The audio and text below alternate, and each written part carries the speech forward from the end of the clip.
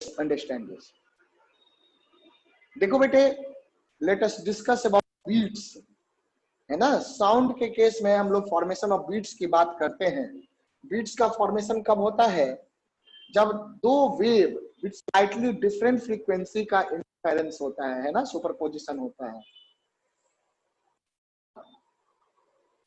The beats are formed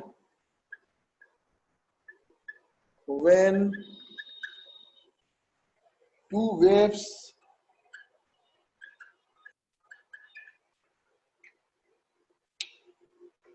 with slightly different frequency,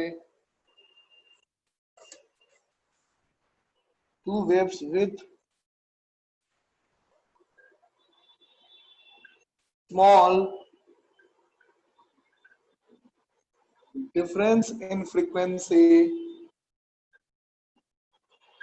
undergoes interference. The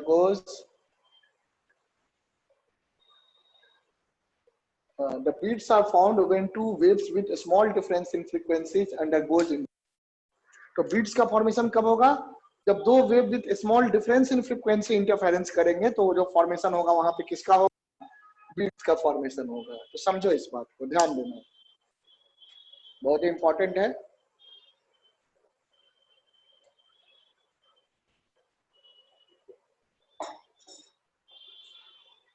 beats are form waves with a small difference in frequency undergoes interference, है ना। तो हम लोग इस पे ज्यादा बात नहीं करेंगे, सीधे बात करेंगे frequency of beats. Frequency of beats होता क्या है? बीट, ये भी मैं समझाऊंगा। और बीट फ्रीक्वेंसी, जिसको बीट फ्रीक्वेंसी कहते हैं, beat frequency that is mod of f2 minus f1 या f1 माइनस लिया तो f2 f1 कोई भी पहले लिखो, magnitude of f2 minus f1, है ना।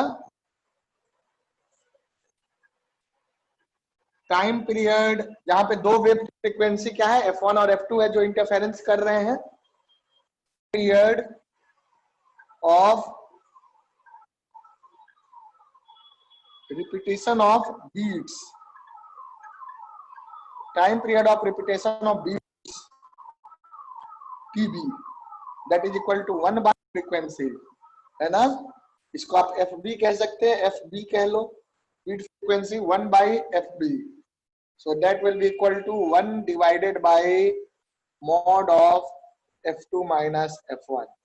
पहले नोट कर लीजिए इसको, सीधा साधा फॉर्मूला याद रखना बीट के लिए। मॉड ऑफ ओमेगा दिया रहेगा तो omega equal to 2 pi F होता है ना, 2 pi F equal to omega, तो ओमेगा से एफ निकल जाएगा, एफ हो जाता है ओमेगा बाई 2 पाई। तो एफ निकालोगे, f1 निकालोगे, f2 निकालोगे, फिर बीट फ्रीक्वेंसी निकालोगे। तो बीट फ्रीक्वेंसी क्या हो गया? f2 minus f1। Angular beat frequency होगा तो एंगल लगा दोगे मेरा बेटा, समझा। चलो तो इसको जल्दी से नोट करो, फिर मैं मतलब समझाता हूं बच्चा।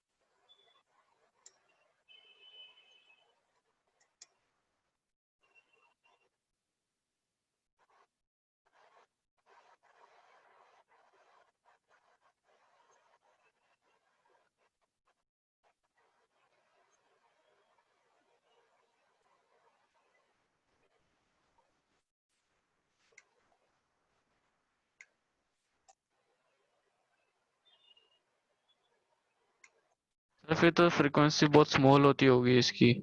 किसकी बेटा? बीट की। आपका हाँ स्मॉल ही होती है, स्मॉल। देखो लार्ज डिफरेंस होगा तो भी बीट ऑब्जर्व होगा, है ना। प्रैक्टिकल ऑब्जर्वेशन ज्यादा तभी होता है जब ये होता है स्मॉल फ्रीक्वेंसी में आसानी से ऑब्जर्व हो पाता है ना। Yes sir. जहाँ भी आते हैं स्मॉल फ्रीक्वेंसी डिफरेंस के लिए ही आते हैं। मैं समझाता हूँ इसको थोड़ा सा, 5-10 मिनट समझेंगे। पहले लिख लीजिए इसको।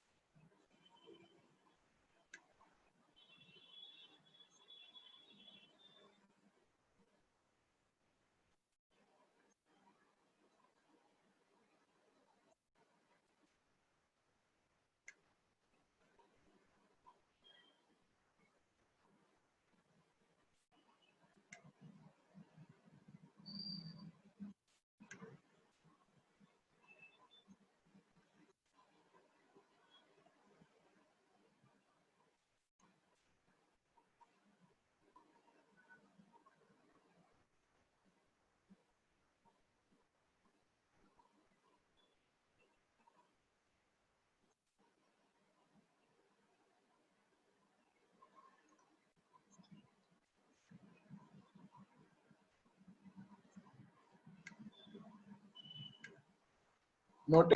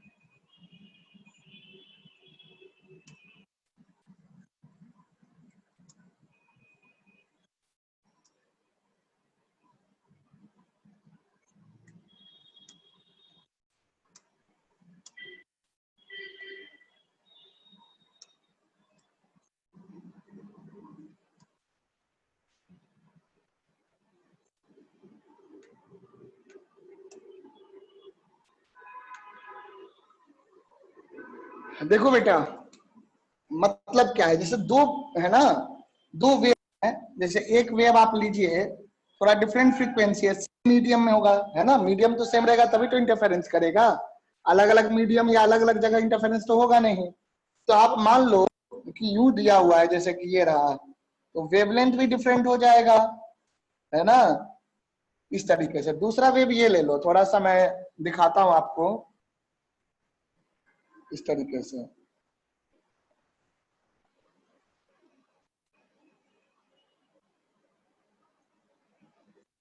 तो देखो फ्रीक्वेंसी अलग हो गया ना। देखो ये जितने देर में एक दो दो वेवलेंथ आया, ये 1 2 3 लेंथ के आसपास आ गया, नहीं आ गया? दिख रहा है? बोलो। Yes sir. तो फ्रीक्वेंसी मतलब कितने ऑक्सीलेशन हो गए इसमें, 4 तो इसमें 2 हो गया। एक एग्जांपल लेके दिखा रहा हूं। तो बीट फ्रीक्वेंसी क्या हो जाएगा, 4 - 2। जरूरी नहीं है कि एग्जैक्टली आपका नेचुरल नंबर ही आए, कुछ भी हो सकता है ना। उस तरह से मान लो कि 4.2 वेव हो रहा है 2.2 आ जाएगा, है ना। तो इस तरह से होगा। So basically what you can see here कि ये वाला जो वेव है और ये वाला जो वेव है, is this clear? This wave and you see this one, both the waves, look at both the waves. तो आप क्या देखोगे कि यहां पर बेटा आपको दिखेगा कि ये वाला वेव हो गया और ये वाला वेव हो गया। तो जब ये दोनों इंटरफेरेंस करेंगे तो यहां पर देखो ये 0 पे है, लेकिन यहाँ ये 0 नहीं है। कहीं पे मतलब एग्जैक्टली 4 अगर हो, एग्जैक्टली 4 हो जाए तो ये क्या हो जाएगा, साथ में 0 है, दिख रहा है, दोनों साथ में 0 है।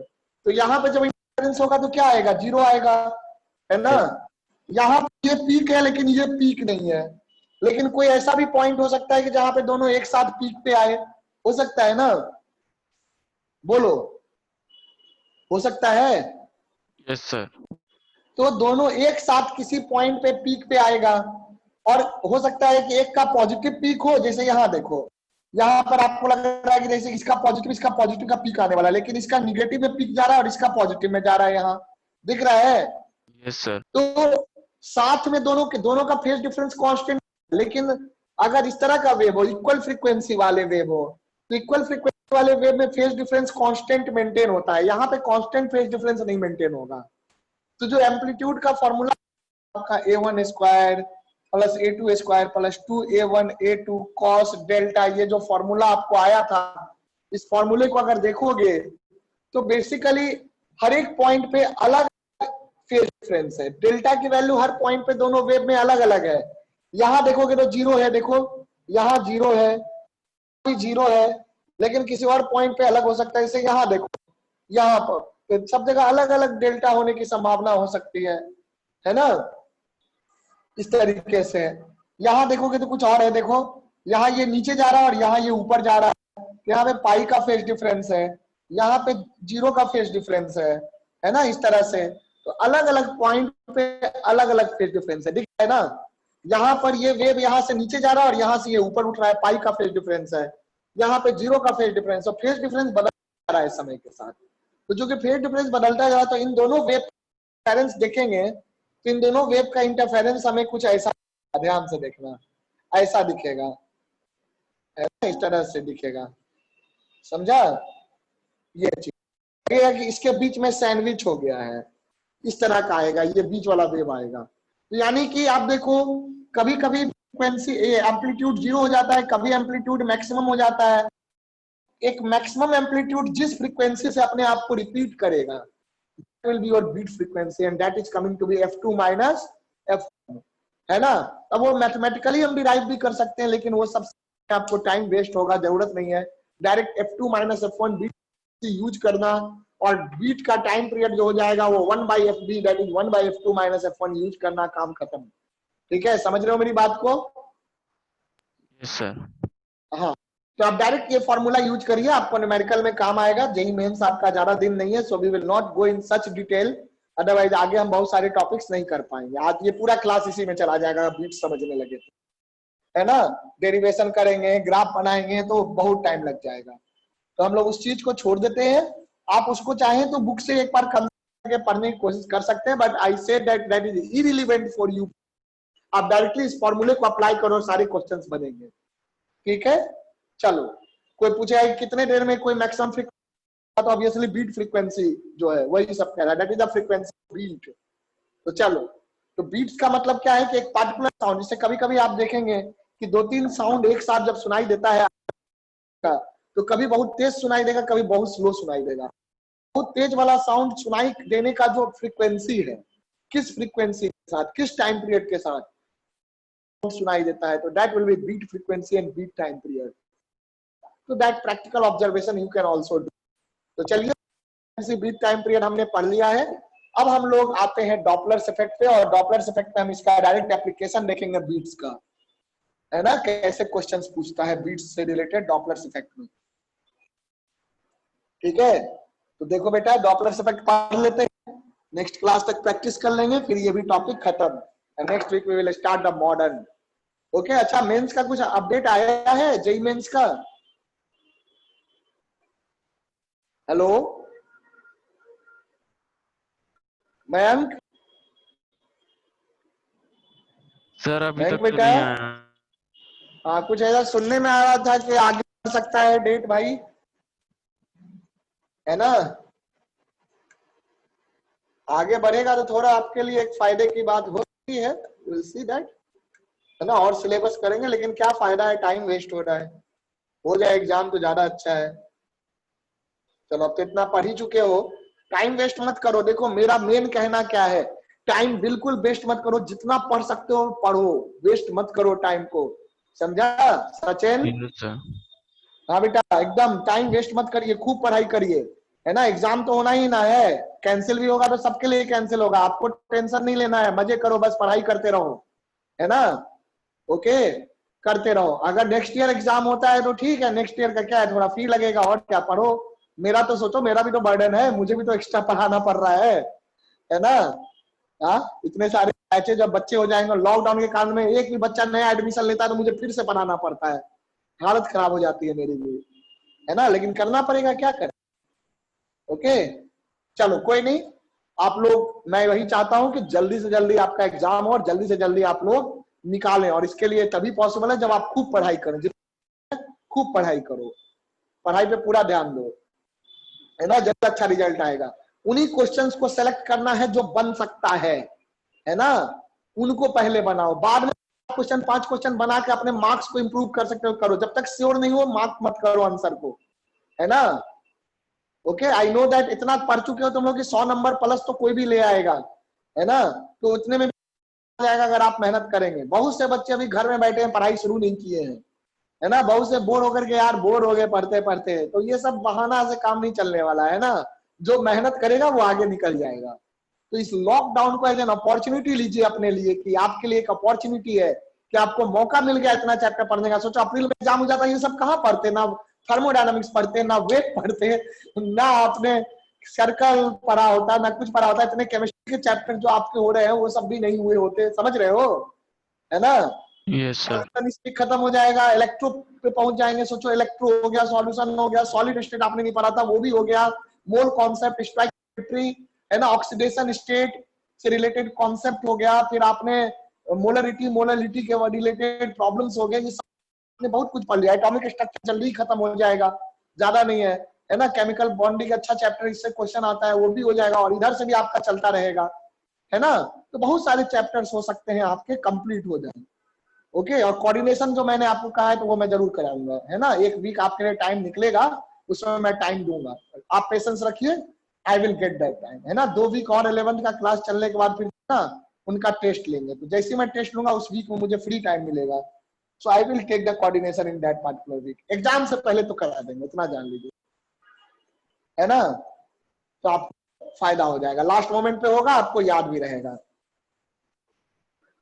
तो काफी कुछ आप कर पा रहे हैं, लेकिन अब आप कितना काम करते हैं, 12th को कितना रिवाइज करते हैं? 12th में आप लोगों ने बहुत कुछ कर, उसको रिवाइज कितना करते हैं, ये सारी चीजें आप पे बहुत मैटर करेगा, तो जरूर करो, अच्छे से करो वो सब। आइए, let us know about Doppler's effect. Doppler's effect,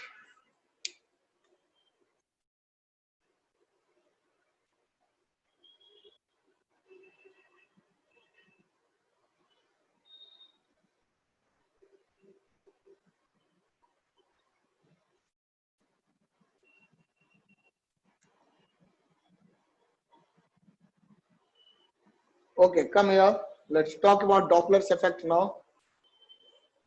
देखो डॉपलर इफेक्ट क्या है, actually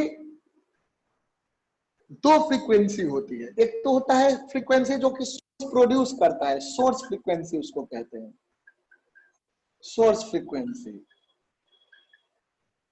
that is frequency of the sound produced by the source,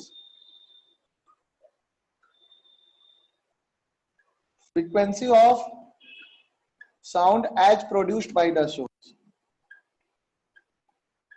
produced by the source, that is called source frequency, है ना।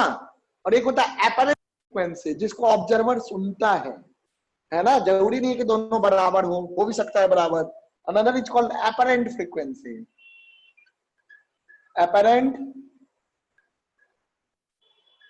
frequency। So apparent frequency मेरा बेटा कौन सा हो गया, frequency observed by the observer, है ना। The frequency of sound heard or received by the observer। जरूरी नहीं कि ऑब्जर्वर कोई जीता जागता इंसान ही, ऑब्जर्वर कोई माउंटेन भी हो सकता है, कोई वॉल भी हो सकता है ना। वॉल से जाकर के एक साउंड टकराया, मान लो ये वॉल है, मैंने बोला तो मेरा साउंड जाकर के इस वॉल से टकराया, और टकराने के बाद तो हो सकता है कि जो फ्रीक्वेंसी वॉल ने रिसीव किया, फ्रीक्वेंसी मेरे द्वारा बोले गए साउंड के फ्रीक्वेंसी से वैरी करता हो, है ना। वैरी करता हो या ना करता हो, है ना। वॉल ने जो फ्रीक्वेंसी रिसीव किया, that will be the apparent frequency. ये बात समझ में आया, बोलो। नहीं, इको तो रिफ्लेक्शन ऑफ साउंड, फ्रीक्वेंसी हो गया अपैरेंट फ्रीक्वेंसी, दैट क्लियर। हाँ, इको यहां आएगा, इको का कॉन्सेप्ट इफेक्ट के क्वेश्चंस में आएगा, समझ रहे हो। ओके, बोलो। इको जो है वो हो गया रिफ्लेक्शन ऑफ साउंड, रिफ्लेक्ट हो जाने को इको कह रहे हैं। लेकिन जो फ्रीक्वेंसी रिसीव किया है, उसी फ्रीक्वेंसी को वॉल रिफ्लेक्ट भी करेगा, वॉल जो रिसीव करेगा उसी को रिफ्लेक्ट भी करेगा, है ना।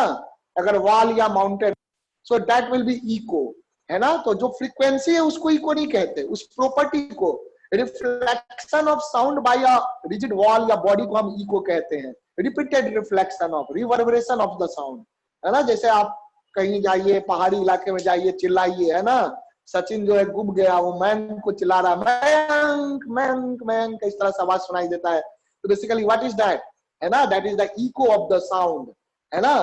कि एक बार उसने चिल्लाया मयंक, तो वो 4 बार सुनाई दिया, मयंक मयंक मयंक मयंक, फिर धीरे धीरे बंद हो गया, है ना।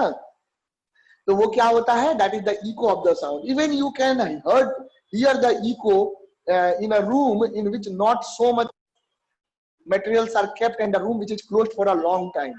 तो जो लॉन्ग टाइम के लिए रूम क्लोज्ड होता है, उसमें बहुत सारे मटेरियल्स ना रखे हो, है ना, बहुत सारे ऑब्जेक्ट्स ना रखे हो, जैसे टेबल चेयर बॉल रखा हो, खाली रूम हो, है ना। खाली रूम 2 दिन के लिए बंद कर दो, उसको खोलो और उसमें आप चिल्लाओ तो आपको इको सुनाई देगा, समझ रहे हो।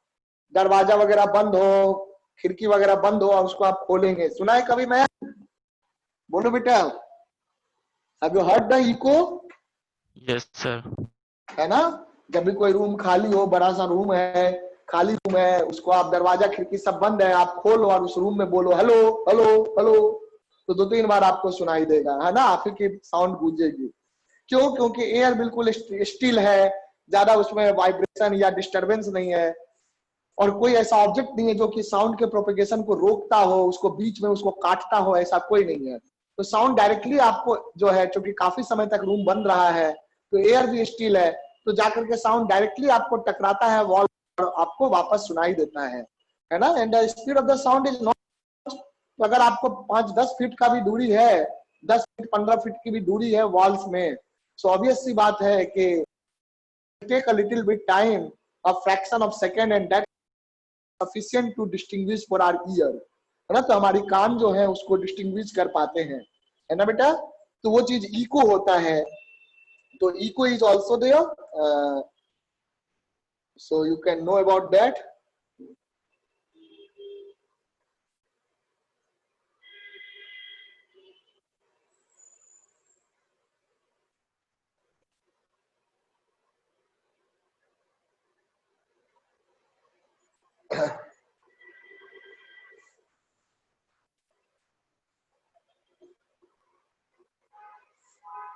देखो, ध्यान दीजिए। So apparent frequency we have talked about. Apparent frequency is the frequency of the sound heard or received by the observer, by the observer। Observer. ये बात समझा? चलो इसको नोट कर लो, उसके बाद फिर मैं अब बताता हूं कि डॉपलर्स इफेक्ट में होता क्या है। डॉपलर्स इफेक्ट में क्या होता है कि due to relative motion between the source and observer, if there is relative motion between the source and observer along the line joining the source and observer, then the apparent frequency heard by the observer is different from the frequency produced by the source, है ना? And that phenomena is called Doppler's effect. This phenomena is called Doppler's effect. तो ध्यान से सुनना मेरे बेटे,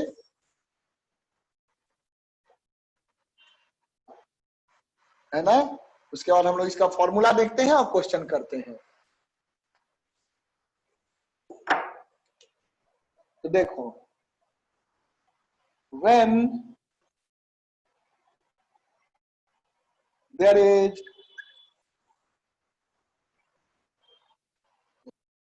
motion, when there is relative motion between the source and observer, source मतलब source of sound की बात कर रहे हैं, है ना? लाइट में भी ये चीज होती है। when there is relative motion between source and observer, then the frequency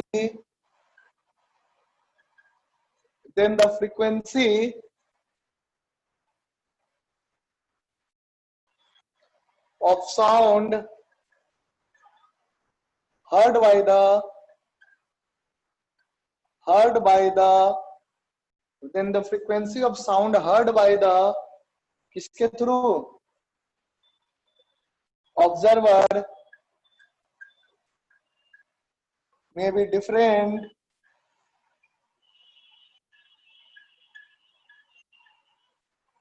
from the frequency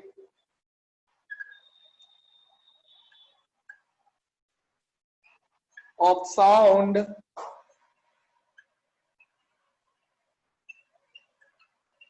produced by the source, है ना? may be different from the frequency of sound produced by the source. Is this clear?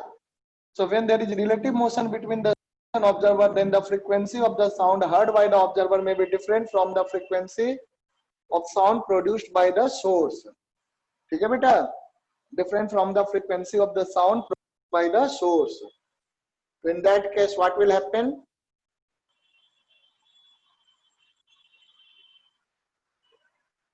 Frequency of sound produced by the source. This effect is called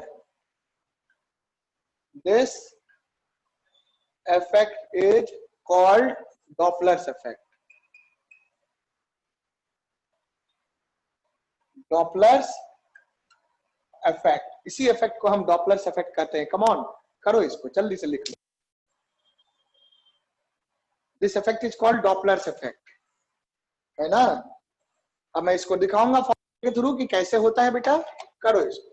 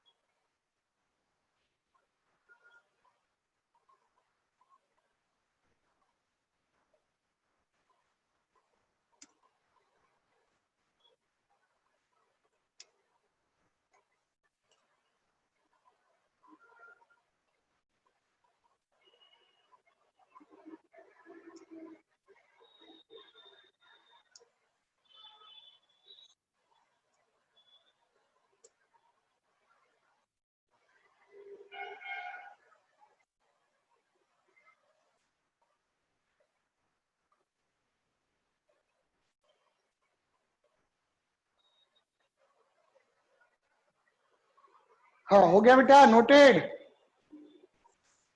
yes sir. चलो देखो, अब हम फॉर्मूले की बात करते हैं। होता क्या है, दो कॉन्सेप्ट जान लो। अगर रिलेटिव मोशन है ना, एक पॉइंट और इसमें छूट गया है, लिख लेना, sound heard by the different from the relative motion, है ना, between the source and observer. यहाँ पर जो है, या लास्ट में लिख लेते हैं, चलो, we observe relative motion along the line joining, we see relative motion, the relative motion, इस बात को लिख लो फिर बताते हैं, along the line joining the source and observer,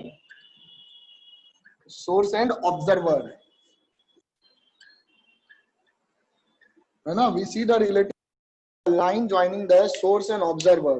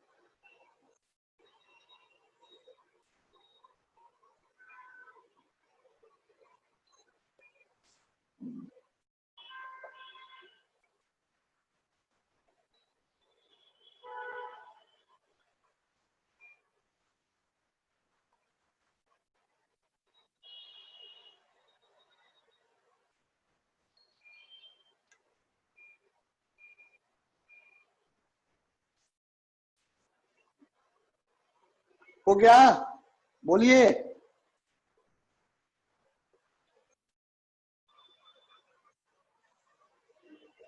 अब देखो बेटा, फॉर्मूले पे जाते हैं।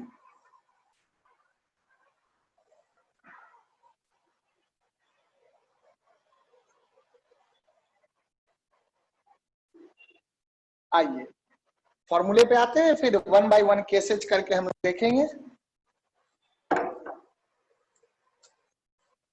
Basic formula of Doppler's effect. Doppler's effect, देखो कुछ खास चीज याद नहीं रखना है, रटना कुछ भी नहीं है, दिमाग लगाना है ना। हमें फॉर्मूले को भी समझने के लिए दिमाग लगाना है, रट के नहीं काम चलेगा। अपरेंट फ्रीक्वेंसी एफ ए क्या हो गया, अपरेंट फ्रीक्वेंसी, है ना। So that will be equal to V plus minus V O for observer divided by V minus plus V S, या तो माइनस होगा या प्लस होगा, कौन देखेंगे, into F naught. F naught क्या हो गया, सोर्स फ्रीक्वेंसी, सोर्स फ्रीक्वेंसी मतलब frequency produced by the source, frequency of sound produced by the source. ये हो गया। यहाँ पर v क्या है, v हो गया speed of sound in air, speed of sound in air, है ना। vo क्या हो गया, vo हो गया आपको speed of observer,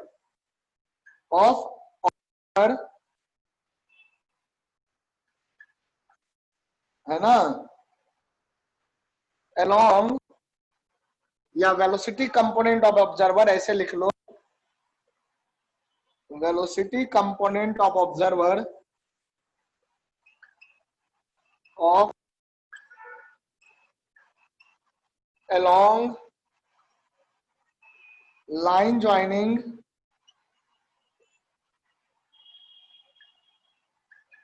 source and observer, है ना। अभी इस फॉर्मूले में और मॉडिफिकेशन करेंगे। वीएस हो गया velocity component of source, velocity component of source along line joining, along line joining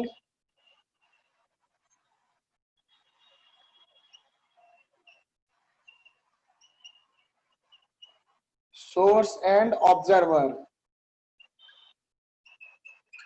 Okay, velocity component of source along line joining, यानी कि vs source की velocity होगी, शॉर्ट में कह लो ये किसकी वेलोसिटी होगी, ऑब्जर्वर वेलोसिटी। शॉर्ट में आप कह सकते हैं ऑब्जर्वर्स वेलोसिटी, ऑब्जर्वर्स वेलोसिटी या स्पीड लो, है ना, या वेलोसिटी कह लो, जो भी कह लो, कंपोनेंट लेते हैं, ध्यान रखना। और ये सोर्स का हो गया, सोर्स वेलोसिटी हो गया। ठीक है बेटा, तो ये चीज है, जल्दी से नोट करिए, फिर हम लोग एक एक करके एग्जांपल देखते हैं, अलग अलग केसेज, है ना। कभी कभी बच्चे क्या होता है कि आप लोग कंफ्यूज हो जाते हैं कि ऊपर क्या लेना है, वीओ लेना है या वीएस लेना है। तो एबीसीडी सबको आती है ना, एबीसीडी में पहले क्या आता है बताओ, ओ आता है या एस आता है, बोलो। ओ आता है। जब कोई भी चीज लिखते हैं तो पहले न्यूमरेटर लिखते हैं कि डिनोमिनेटर लिखते हैं, सर न्यूमरेटर। न्यूमरेटर लिखते हैं, है ना। वाह सचिन, गुड, है ना, सचिन ने भी जवाब दिया, वो आता है ना। देखो, तो न्यूमरेटर लिखते हैं, तो न्यूमरेटर पहले लिखते हैं, वो पहले आता है, न्यूमरेटर में वीओ लिखना और डिनोमिनेटर में वीएस लिखना, है ना। बस आसान हो गया याद करने का तरीका, समझा। पहले लिखते हैं, न्यूमरेटर में वीओ लिखेंगे और डिनोमिनेटर में वीएस लिखेंगे, क्योंकि वो पहले आता है, बस इस लॉजिक पे याद कर लो, है ना, सिंपल है। चलो, plus minus minus plus sign decide करेंगे एज पर द सिचुएशन, तो मैं दिखाऊंगा। हाँ, मैं साइड हूं बेटा, आप लिखो, है ना। सचिन मुझे साइड कर रहा है,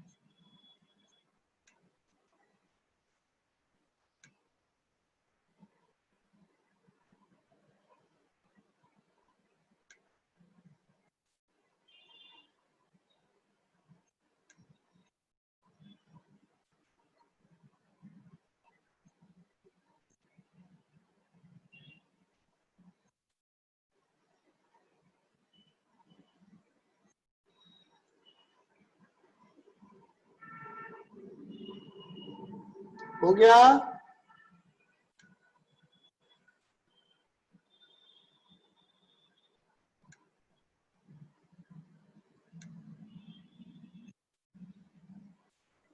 आओ देखते हैं आगे, ध्यान दो,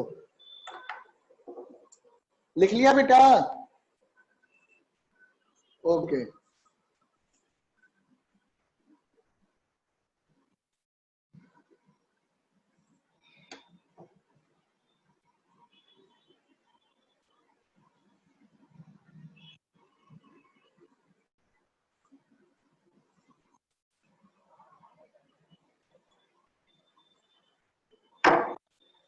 नोट में एक बात लिख लीजिए, फिर क्वेश्चन करने का तरीका जानेंगे, फॉर्मूले में साइन कैसे लेते हैं ये भी जानेंगे।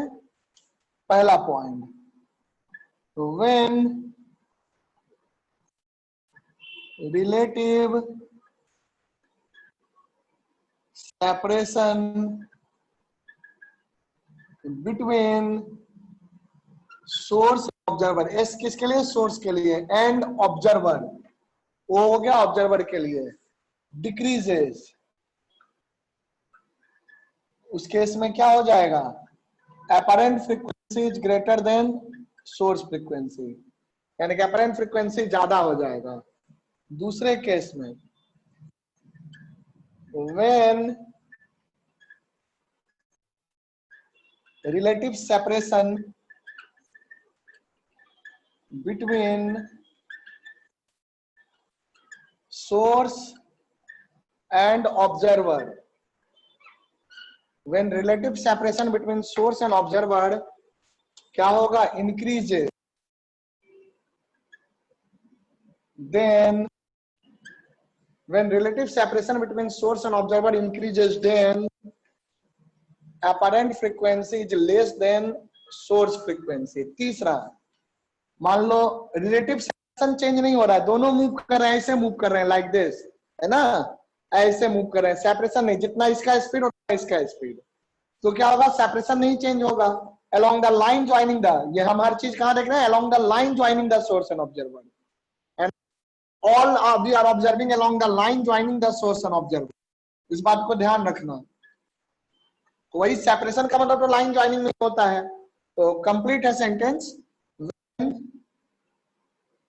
relative separation between source and observer, between source and observer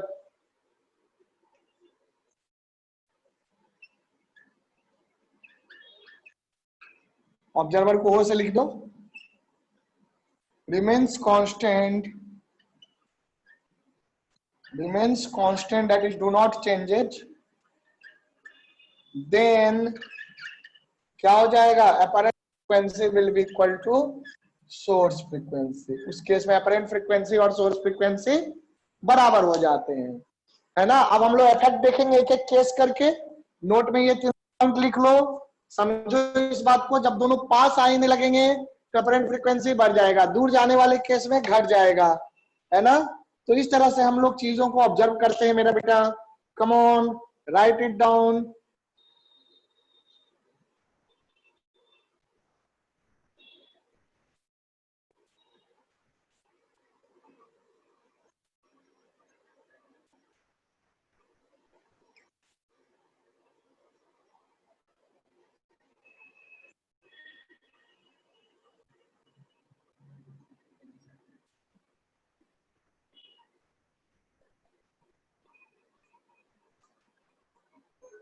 लिख लिया बच्चा, मयंक रिटर्न, सचिन रिटर्न,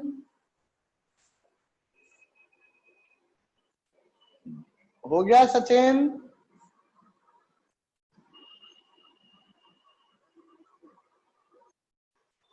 चलिए आगे बढ़ते हैं फिर, तो rub it now.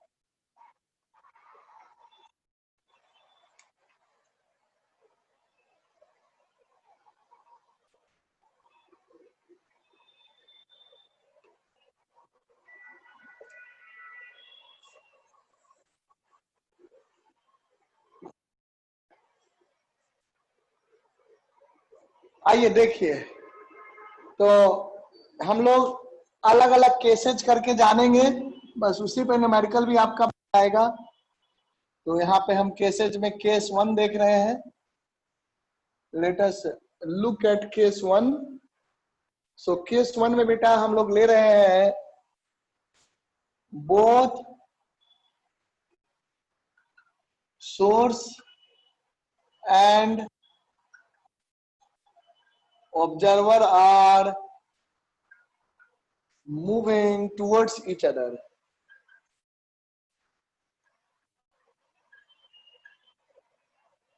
Each other. Both source and observer are moving towards each other. देखो, both source and observer are moving towards each other. इस केस में क्या हो जाएगा?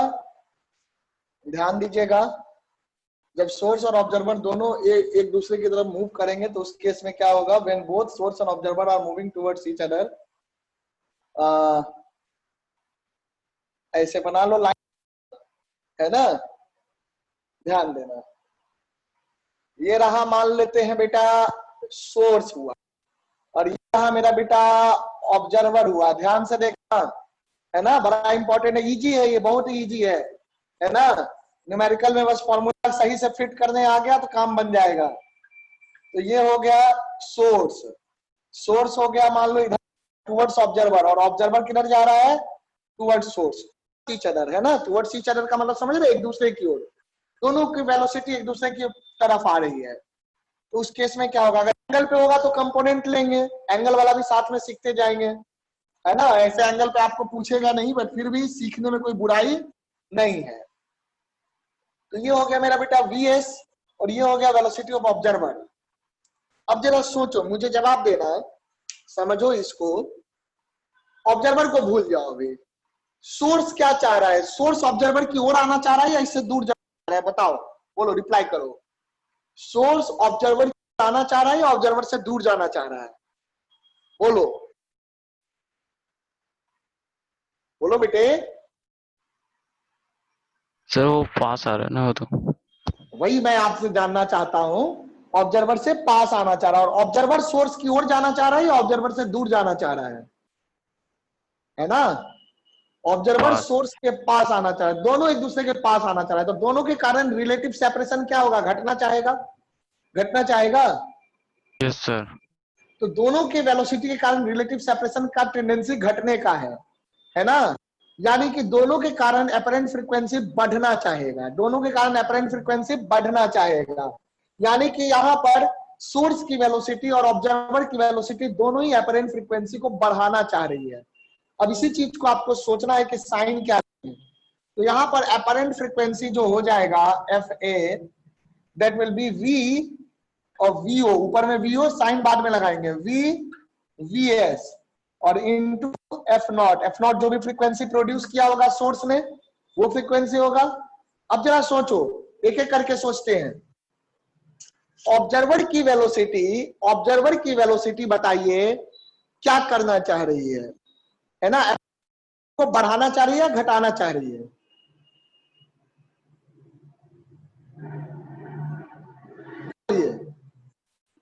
ऑब्जर्वर की फ्रीक्वेंसी अपरेंट फ्रीक्वेंसी को बढ़ाना चाह रही है, घटाना चाहिए? मैंने 3 पॉइंट लिखाया था ना कि रिलेटिव सेपरेशन जब डिक्रीज होने लगेगा तो अपरेंट फ्रीक्वेंसी बढ़ेगा, इंक्रीज होगा तो घटेगा, और नहीं चेंज होगा तो कुछ नहीं होगा. चेंज ओवरऑल चेंज नहीं तो होगा. सर ऊपर प्लस आ जाएगा, नीचे माइनस. बिल्कुल वही चीज मैं बात करना चाह रहा हूं. मेरे सवाल का पहले जवाब दीजिए कि ऑब्जर्वर की वेलोसिटी अपरेंट फ्रीक्वेंसी बढ़ाने की टेंडेंसी रख रही है, घटाने की? बढ़ाने की सर. हाँ, क्योंकि वो सेपरेशन को कम करना चाहती है ना? तो ये बढ़ाने की टेंडेंसी रख रही है, तो बढ़ाने की टेंडेंसी रख रही है, और ऑब्जर्वर की वेलोसिटी न्यूमरेटर में आ रहा है. तो किसी भी रेशियो को बढ़ाने के लिए न्यूमरेटर को बड़ा होना पड़ेगा या छोटा होना पड़ेगा? बोलो. बड़ा. बड़ा होना पड़ेगा न्यूमरेटर को. तो बड़ा करने के लिए प्लस करेंगे या माइनस करेंगे? तो प्लस करेंगे, है ना? प्लस आ जाएगा. लेकिन सोर्स की वेलोसिटी डिनोमिनेटर में है, तो पहले ये जल्दीबाजी बिल्कुल नहीं करना है. एक क्वेश्चन आएगा बेटा, अगर मान लो एक क्वेश्चन आया तो जल्दीबाजी क्यों करोगे? आराम से देख लेना, 1 मिनट में फिर सवाल का जवाब देना, है ना? नहीं तो गड़बड़ करके आ जाओगे, निगेटिव मार्क्स मिल जाएगा. तो इससे ध्यान रखना है. कि सोर्स की वेलोसिटी भी किधर है, सोर्स की वेलोसिटी ऑब्जर्वर की ओर है, यानी कि सोर्स की वेलोसिटी के कारण भी सेपरेशन घटना चाह रहा है। तो अगर सोर्स की वेलोसिटी के कारण सेपरेशन घटना चाह रहा है between the source and observer, तो सोर्स वेलोसिटी भी फ्रीक्वेंसी बढ़ाना चाहेगी। सोर्स की वेलोसिटी कहां है, डिनोमिनेटर में आ रही है। तो डिनोमिनेटर में अगर हमें फ्रीक्वेंसी बढ़ाना है तो डिनोमिनेटर में से माइनस करना पड़ेगा कि प्लस करना पड़ेगा, तो बढ़ाने के लिए माइनस करना पड़ेगा। तो फॉर्मूला यहाँ क्या हो जाएगा, v plus vo by v minus vs into F not. कोई दिक्कत बोलो सचिन, सचिन बेटा बोलो। डॉपलर इफेक्ट आया, और अगर ये रूल ध्यान है तो आपके लिए लड्डू है, लड्डू मिठाई है क्वेश्चन, है ना, सीधे खा जाना, लेकिन खाने से पहले ध्यान रखना, है ना, ब्रश कर लेना भाई, नहीं तो कीटाणु लगेंगे, है ना, मतलब केयरफुल रहिएगा, केयरफुल होके खाइएगा क्वेश्चन को। ध्यान रखना है कि v plus vo divided by v minus vs into f naught, that will be giving you the apparent frequency.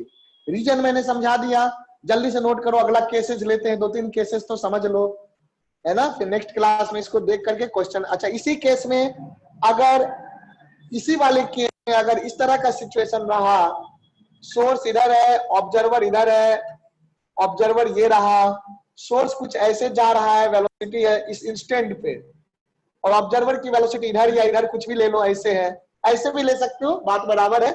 क्या होना चाहिए, कंपोनेंट किधर आना चाहिए, कंपोनेंट जानते हो ना, पढ़े हो ना वेक्टर में, कंपोनेंट आना चाहिए टूवर्ड्स, इधर कंपोनेंट क्या आ जाएगा, अगर ये vs है और ये vo है, ये एंगल मान लो अल्फा है और ये एंगल बीटा है, तो क्या आ जाएगा, ये हो जाएगा v cos बीटा। अब तुम्हें ये एंगल देगा तो ये हो जाएगा vs sin बीटा, ध्यान रखना है, कैलकुलेशन गलत नहीं करोगे। और इधर वेलोसिटी हो जाएगा, वो क्या हो जाएगा, vo cos अल्फा। इस बार जो अपरेंट फ्रीक्वेंसी का फॉर्मूला आ जाएगा, क्योंकि दोनों एक दूसरे की ओर जाने की कोशिश कर रहा है, ये हो जाएगा v plus vo cos alpha divided by v minus vo sorry vs cos beta into F naught. F not मतलब सोर्स की फ्रीक्वेंसी, सोर्स फ्रीक्वेंसी से साउंड प्रोड्यूस कर रहा है, तो ये एक्चुअल फ्रीक्वेंसी हो गया सोर्स का, और एफ जो है अपरेंट फ्रीक्वेंसी हो गया, जो कि ऑब्जर्वर को सुनाई दे रहा है। क्लियर इस इंस्टेंट पे? हाँ बोलो, क्लियर है, जल्दी बताओ। सर ये v क्या है? कहा v क्या है, v बोला तो speed of sound in air, v क्या था, स्पीड ऑफ अच्छा हाँ सर, हाँ सर वो vs साउंड तो इन। मतलब फिर सोर्स, वेलोसिटी ऑफ सोर्स। हाँ बेटा, लिखा तो दिया था, लिखा नहीं है क्या, लिखते नहीं हो, हाँ सर लिख लिया। लिख लिया करो क्या, नहीं तो फिर बाद में कौन बताएगा, है ना। सर फिर ये बीटा कहाँ से आ गया? बेटा ये एंगल पे जा रहा है ना, ये जरूरी नहीं ना किसी लाइन में जाए, एंगल पे जाएगा तब। अच्छा सर फिर ठीक है। एंगल पे मैंने क्या बताया था, देखो पढ़ो शुरू से, along the हाँ सर line आपने joining the along the line, along the line joining the source and observer बोला था ना, तो कंपोनेंट यस लेंगे सर। ना बेटा, है ना। चलो एक बार रिवाइज करो, यहाँ तक रिवाइज करो, यहीं तक रखते हैं, रिवाइज कर लो, फिर अगले क्लास में आराम से समझाएंगे तो क्लियर होगा, नहीं तो भूल जाओगे। ठीक है, ठीक है बेटे, हेलो, यस सर। हाँ ठीक है, तो यहां तक कर लो अच्छे से। नेक्स्ट क्लास जो होगी फिजिक्स की, है ना, उसमें फिर आगे देखेंगे, पूरा खत्म कर देंगे डॉपलर इफेक्ट, जल्दी हो जाएगा, थ्योरी तो कुछ है ही नहीं, इसी पे फटाफट करते जाएंगे। जैसे मान लो अगर एक को इधर ले गए, एक को अवे ले गए, तो जो अवे जाएगा उसके कारण कम होगा, तो उसी हिसाब से साइन प्लस माइनस डिसाइड करेंगे। फिर एक बार हो जाता है मूविंग एयर, अगर एयर ब्लो कर रहा है, हवा भी अगर मूव कर रही है, यानी कि मीडियम भी मोशन में है, जिस एयर में साउंड प्रोपेगेट कर रहा है वो अगर मूव कर रहा है, तो अगर सोर्स से ऑब्जेक्ट की ओर मोशन होता है तो ऐड हो जाता है, और सोर्स से दोनों जगह ऐड हो जाएगा, एयर का स्पीड, विंड का स्पीड। अगर ऑब्जर्वर से सोर्स की ओर जाएगा तो क्या करेगा, साउंड की स्पीड को कम कर देगा, तो माइनस हो जाता है। तो ये सारी बातें हम लोग नेक्स्ट क्लास में डिस्कस करेंगे, and we will see problems based on Doppler effect. ठीक है, तो आज यहीं तक रोकते हैं बेटे, नोट कर लो।